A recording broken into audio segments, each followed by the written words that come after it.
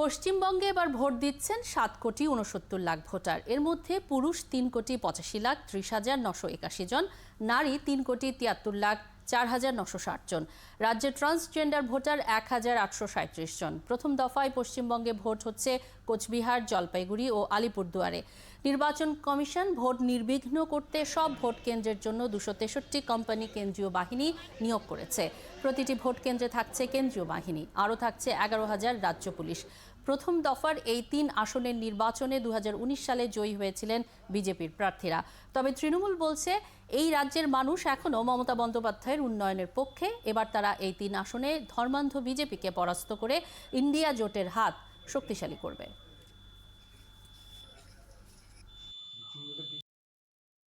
অশান্তি এখন তো বর্তমানে নেই। আর দ্বিতীয় কথা, আমাদের এই বুথে অশান্তি হয় না। খুব ভালো মনে হচ্ছে, খুব উৎসাহ আছে এবং সবার মুখে হাসি মনে হচ্ছে। ভোটটা ভালোই হবে।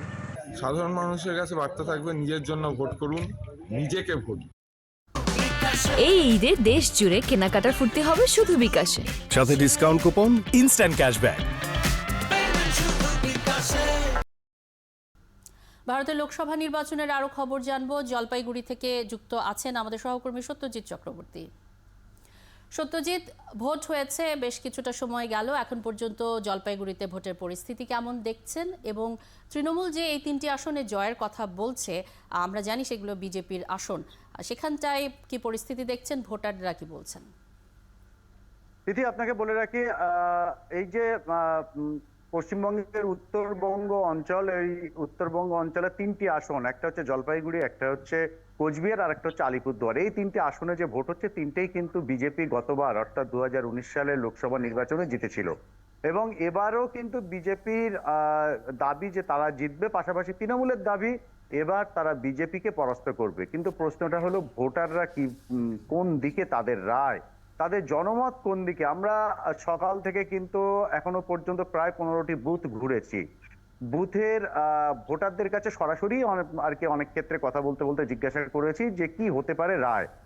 অনেকেই বলছেন কিন্তু 4 তারিখের জন্য অপেক্ষা করতে হবে, ফল আর কি জানা যাবে তখন।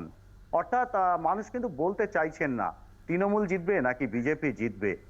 এই প্রশ্নের উত্তরে কিন্তু বেশ কিছু মানুষ বলছেন, যাদের ভিতরে পাল্লা ভারীটা কিন্তু বিজেপির দিকে, যে বিজেপি জয়ের সম্ভাবনাটা বেশি, তৃণমূল জয়ের সম্ভাবনা কম। কারণটা আমি আপনাকে একটু ভেঙে বলি। এই যে উত্তরবঙ্গে কিন্তু মূলত এখানকার মানুষদের মূল যে সমস্যা চা শিল্প, সেই চা শিল্প ঘিরে কিন্তু সেই কংগ্রেস আমল থেকে এই অভিযোগটা যে এই শিল্পকে কিন্তু দেখা হচ্ছে না, এই শিল্পের শ্রমিকদের দেখা হচ্ছে না। এখানকার স্বাস্থ্য এবং অন্যান্য কর্মসংস্থান, এখানকার কর্মসংস্থান বলতে গেলে একমাত্র কিন্তু সরকারি বেশ কিছু দপ্তর আছে, ক্ষেত্র আছে, তার বাইরে গিয়ে কর্মসংস্থান সেই অর্থে নেই, ব্যবসা বাণিজ্য ছাড়া।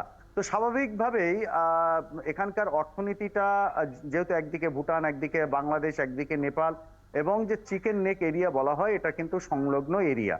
তো স্বাভাবিকভাবে এখানকার মানুষের আরেকটা দাবি কিন্তু পাশাপাশি আছে, একটা আলাদা রাজ্য গঠনের। অতীতে আমরা দেখেছি যে কংগ্রেস সরকারের কাছে দরবার করেছে এবং বর্তমানে বিজেপি সরকারের কাছেও কিন্তু দরবার করছে আলাদা একটা রাজ্যের দাবিতে। এবং সেই দাবিতে কিন্তু এখানকার মানুষ হঠাৎ করে 2011 সালে দেখা গেল যে তারা বাম ছেড়ে তৃণমূলকে সমর্থন করলো।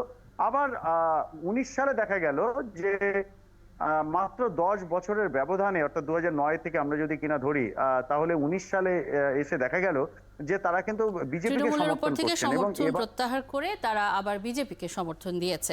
অনেক ধন্যবাদ সত্যজিৎ চক্রবর্তী।